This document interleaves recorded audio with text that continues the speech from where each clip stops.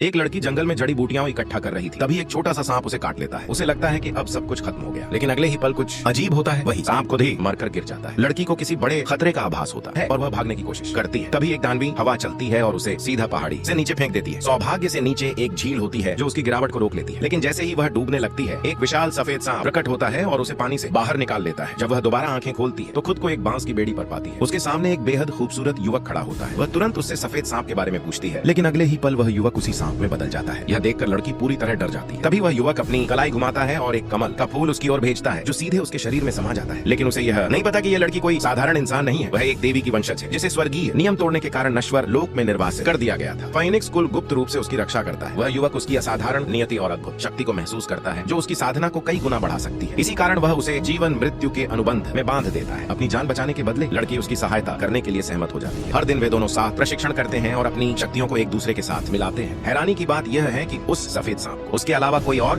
देख ही नहीं सकता। उसके साथ प्रशिक्षण करने से लड़की की शक्ति बेहद तेजी से बढ़ने लगती है। यह देखकर एक सहपाठी ईर्ष्या से भर जाता है। सांप उसकी घमंडी प्रवृत्ति को पहचान लेता है और उसके साथ एक छोटा सा खेल करता है, लेकिन दूसरों को बस यही लगता है कि लड़की हवा में ही बेवजह हाथ पांव मार रही है। अकादमी से लौटते समय काले कपड़ों में कुछ लोग उस पर हमला कर देते हैं। ठीक उसी समय दिव्य फाइनिक्स प्रकट होता है और उसे घातक वार से बचा लेता है, लेकिन शत्रुओं की संख्या अधिक होने के कारण फेनिक्स गंभीर रूप से घायल हो जाता है। आखिरी क्षण में सफेद सांप प्रकट होता है। उसकी बांसुरी तलवार में बदल जाती है और वह सभी दुश्मनों का अंत कर देता है। फिर वह हवा में गिरती हुई लड़की को थाम लेता है।